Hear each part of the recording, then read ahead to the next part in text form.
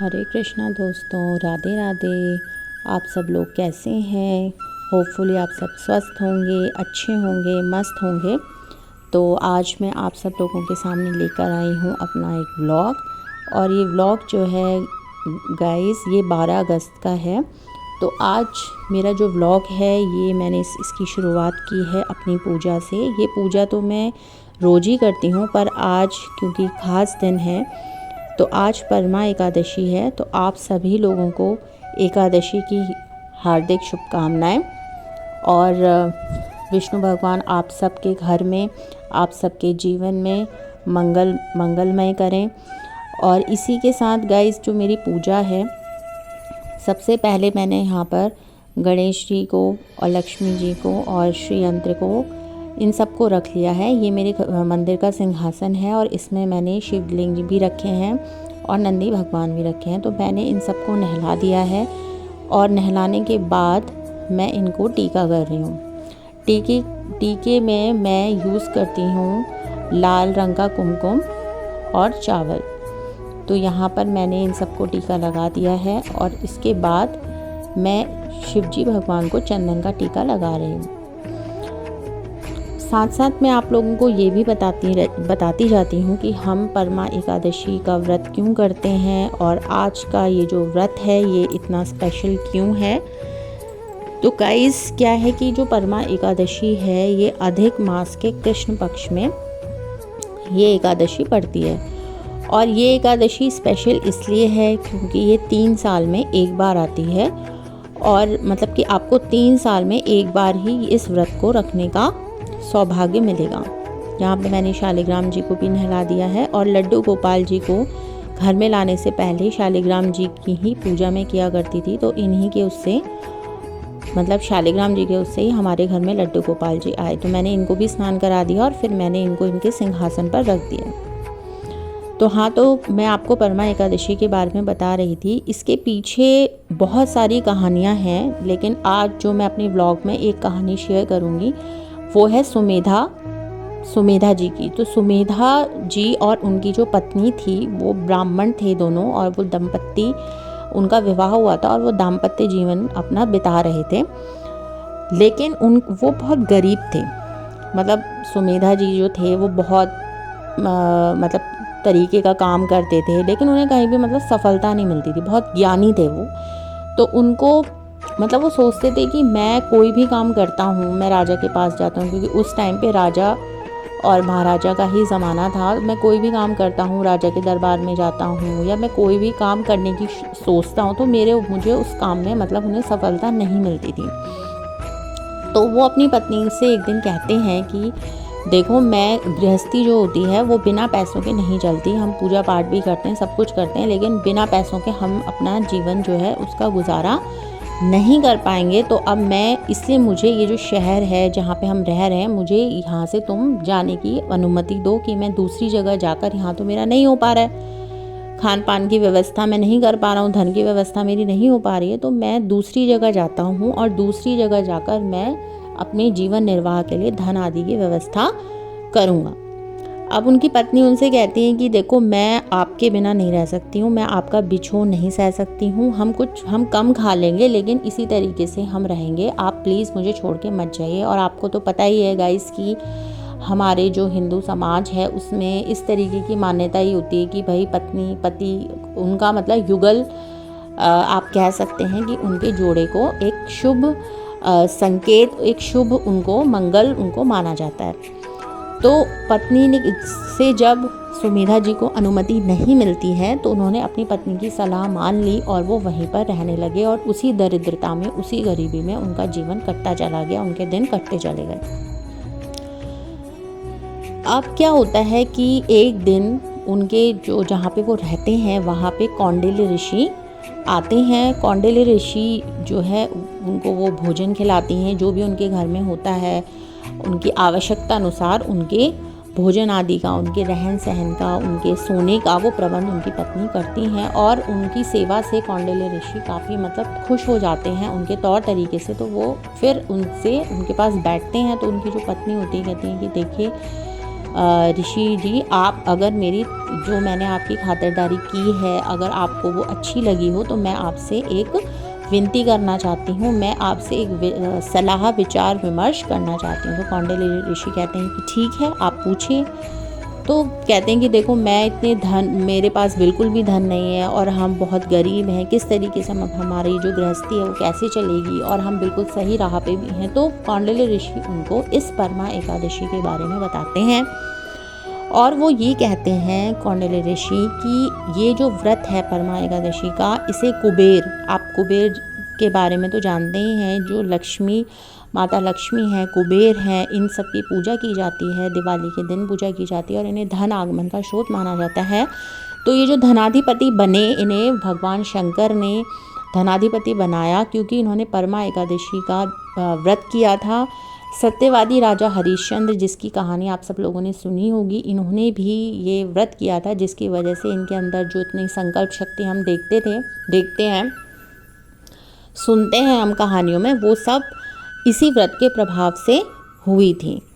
तो ये वैसे बेसिकली गाइस 5 दिन का व्रत होता है, लेकिन आजकल हमारे शरीर में इतनी ताकत भी नहीं है कि हम 5 दिन तक लगातार अन्न और जल पे रह सकें। और उस समय की परिस्थितियाँ ऐसी होती थी और उस समय का खान पान ऐसा होता था कि आदमी 5-5 दिन, 6-6 दिन, 7-7 दिन मतलब बिना अन्न के और बिना जल के निर्वाह कर लेते थे। बट ये पॉसिबल नहीं है, तो आज एक दिन का ही हम व्रत रख लें। वैसे तो ये व्रत कल स्टार्ट हो गया है, कल मॉर्निंग में 5 बजे ये व्रत स्टार्ट हो गया था, मतलब एकादशी की तिथि स्टार्ट हो गई थी। और लेकिन आज क्योंकि उदया तिथि पे ही सारे व्रत रखे जाते हैं, तो आज ही ये एकादशी का व्रत मान्य है।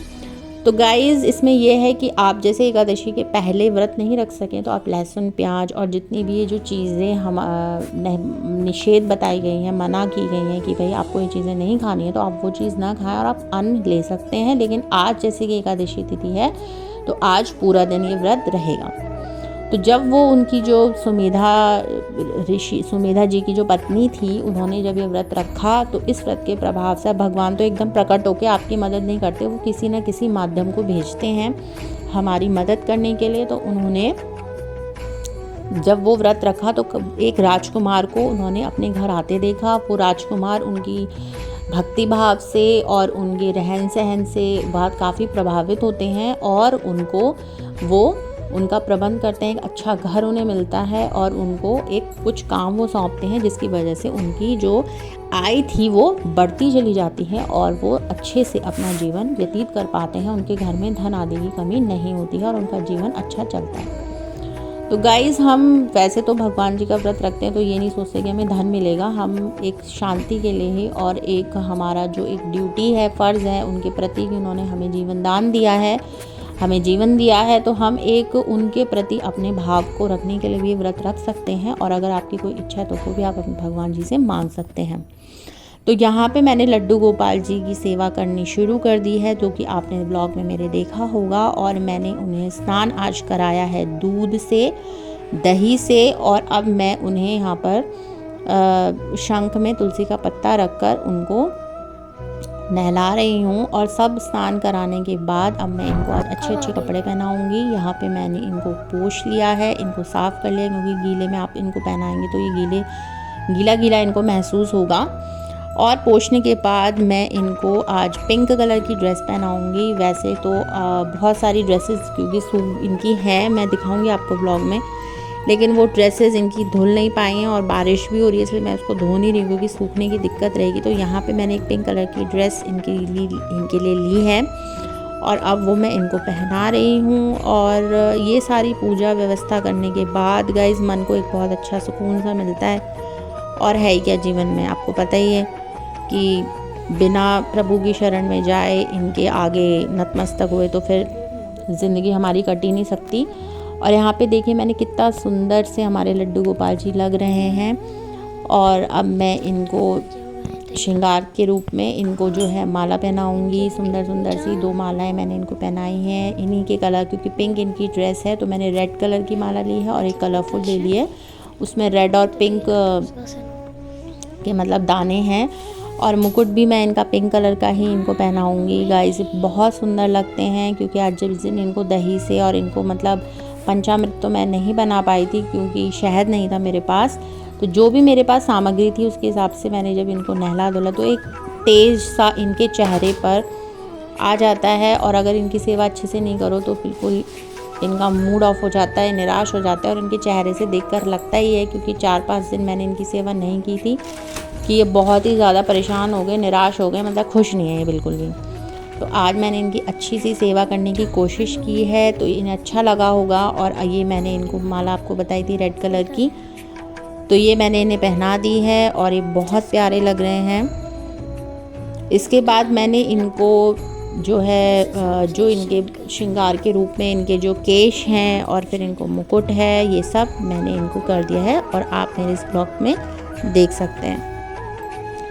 तो दोस्तों, अगर आपको मेरा ये चैनल अच्छा लगता है तो आप प्लीज़ मेरे इस चैनल को सब्सक्राइब कीजिए, इसे शेयर कीजिए, इसे लाइक कीजिए, क्योंकि एक जब तक आप मेरे ब्लॉग को मतलब सब्सक्राइब नहीं करेंगे तो फिर मुझे भी कैसे लगेगा कि आप लोग हमारे ब्लॉग को पसंद कर रहे हैं और कुछ मैसेज आप तक हमारा मैसेज आप तक पहुंच पा रहा है, वो इसी के माध्यम से होता है। तो अगर प्लीज़ आप हमारे इस चैनल को कमेंट कीजिए, शेयर कीजिए, लाइक कीजिए, सब्सक्राइब कीजिए। और आपने आज एकादशी के दिन क्या क्या किया, किस तरीके से आपने अपने दिन को व्यतीत किया, आप प्लीज़ हमें कमेंट सेक्शन में बताइए। अब यहाँ पे मैंने इन्हें कुंडल भी पिंक कलर के पहना दिए हैं और इनके जो हाथ के बाजूबंद तो नहीं होते, जो कलाई पे पहनाए जाते हैं, वो मैंने पहना दिए हैं, वो रंगीन से हैं और ये बहुत अच्छा इनका श्रृंगार हो रहा है। इसके बाद मैंने इनको चंदन का टीका लगा दिया और ख़ुद भी मैंने चंदन का टीका लगा लिया। और यहाँ पे पूजा करने के बाद इतना सुकून मिला, मुझे इतना सुकून मिला गाइस, जो मैं आपको बता नहीं सकती हूँ कि बहुत ही अच्छा, मतलब अगर ये पूजा ना करो तो फिर बहुत ही बेकार, मतलब लगता है कि दिन कैसा दिन है, हमने क्या किया, कुछ भी नहीं किया, इस तरीके की फीलिंग आती है। और यहाँ पे अब मैंने इनकी आरती शुरू कर दी है।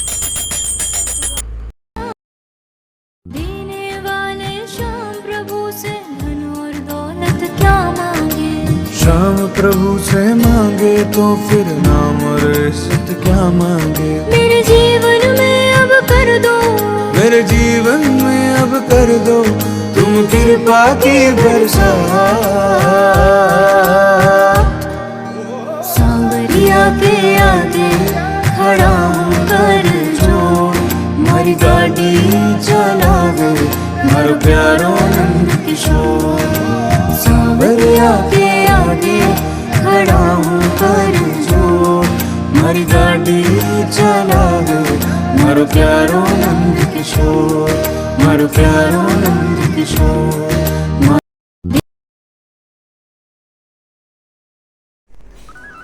आरती पूरी करने के बाद यहाँ पर जो भी घर के हमारे मेंबर्स हैं, फैमिली मेंबर्स हैं, उन्होंने भी आकर भगवान के चरणों में अपनी अपनी श्रद्धा के अकॉर्डिंग, अपनी अपनी भक्ति के अकॉर्डिंग गाइस फूल चढ़ा दिए हैं। ये फूल दर्शु लेके आया था बाहर से तोड़कर और यहाँ पे वो उनको चढ़ा रहा है और उनकी पूजा कर रहा है।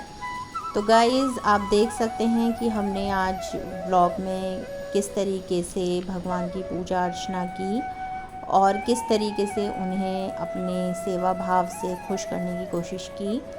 और इसके बाद कुछ बेलपत्र हैं और कुछ फूल हैं जो हम शिवजी भगवान के लिए लेकर आए थे बाहर से, और गुड़हल का फूल है वो हम देवी माता के लिए लेकर आए थे, वो सब हमने चढ़ा दिए हैं।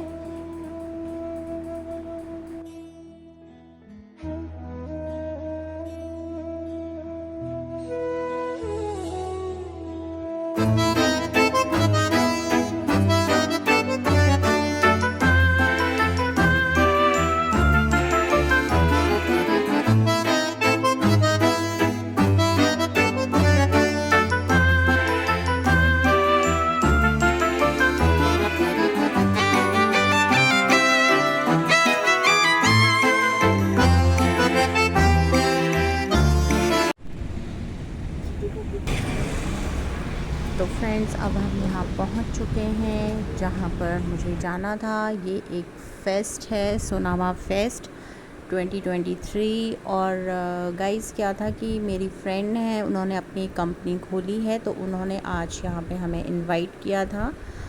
और बेसिकली जो मेरी फ्रेंड की कंपनी है वो एक कॉस्मेटिक कंपनी है, तो यहाँ पे कंपनी के डायरेक्टर्स आए हुए थे और मीडिया पर्सन्स आए हुए थे, और एक सोनामा नेचुरल्स नाम से कंपनी बनी हुई है, जिसे आप चाहें तो गूगल पर सर्च कर सकते हैं। तो यहाँ पे जैसे कि प्रोग्राम स्टार्ट हो गया है, तो इसकी कुछ ग्लिम्सेस आप देख सकते हैं मेरे इस ब्लॉग में, तो प्लीज़ बने रहिए। अवसर पर यहाँ उपस्थित सभी जनों को मैं आपका हार्दिक अभिनंदन करती हूँ और आप सबको मेरे नमस्कार। हमारे सभी गेस्ट जो यहाँ पे पहुँचे हैं उन सबका हम बहुत बहुत धन्यवाद करना चाहेंगे कि वो हमारे प्रोग्राम में यहाँ पहुँचे और हमारी हौसला अफजाई उन्होंने की है। सबसे पहले मैं अपने चीफ गेस्ट जो हमारे शहर रुद्रपुर के मेयर भी हैं माननीय श्री रामपाल जी, जो अपनी धर्मपत्नी श्रीमती अंजू सिंह के साथ यहाँ पहुँचे हैं, उनका मैं आभार व्यक्त करना चाहूँगी। वो मेरे स्वागत के योग्य हैं कि वो यहाँ पे इतने बिजी शेड्यूल से समय निकाल के हमारे बीच में उपस्थित हुए हैं। उसी के साथ हमारी बहन जो कि काशीपुर की मेयर हैं श्रीमती उषा चौधरी, जिनको हमने एक फ़ोन कॉल किया और वो इतना उनका आज व्यस्त बहुत ज़्यादा शेड्यूल था, जो कि उन्होंने मुझे बताया भी था कि आज उनकी 2-3 मीटिंग लगी हुई थी और उसमें से समय निकाल के हमारे पास पहुंची हैं। गिफ्ट के तौर पर मुझे यहाँ पे कोई सोनामा का प्रोडक्ट मिला है, जिससे मैं घर जाके इसकी अनबॉक्सिंग करूँगी, और मेरे ख्याल से ये कुछ स्क्रब वगैरह या कोई पॉलिशिंग ऑयल होगा। और यहाँ पे निर्वी और बाकी मुझे बच्चे कर रहे हैं स्नैक्स।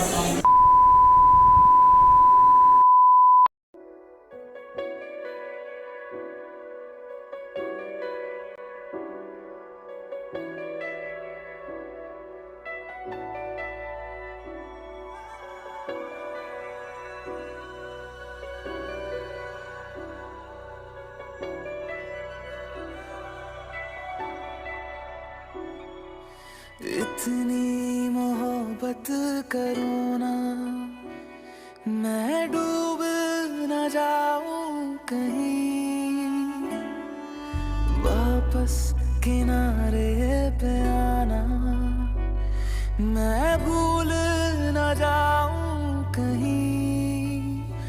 देखा जब से चेहरा तेरा, मैं तो हफ्तों से सोया नहीं।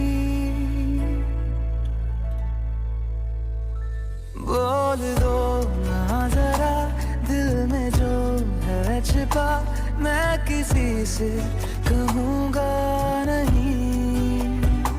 बोल दो ना जरा दिल में जो है छिपा, मैं किसी से कहूँगा नहीं, मैं किसी से कहूँगा नहीं। धनिया 2 चम्मच, और अब ये चल गया है आलू, मैंने अब इसमें डाल दिया। आप देख सकते हैं गैस। अब क्या बनाएंगे तो क्या क्लियर बोल रही है।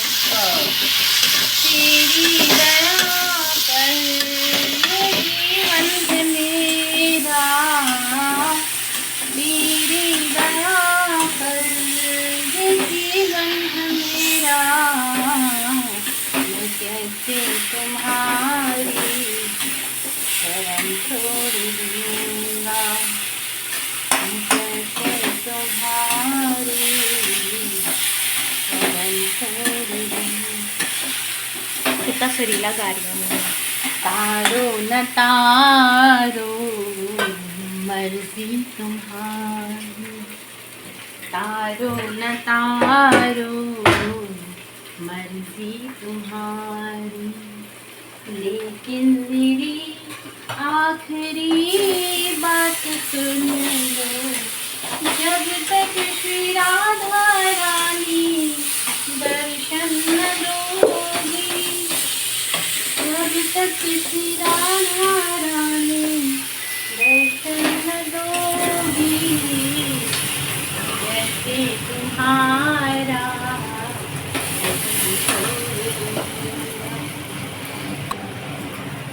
किशोर कुछ ऐसा बातें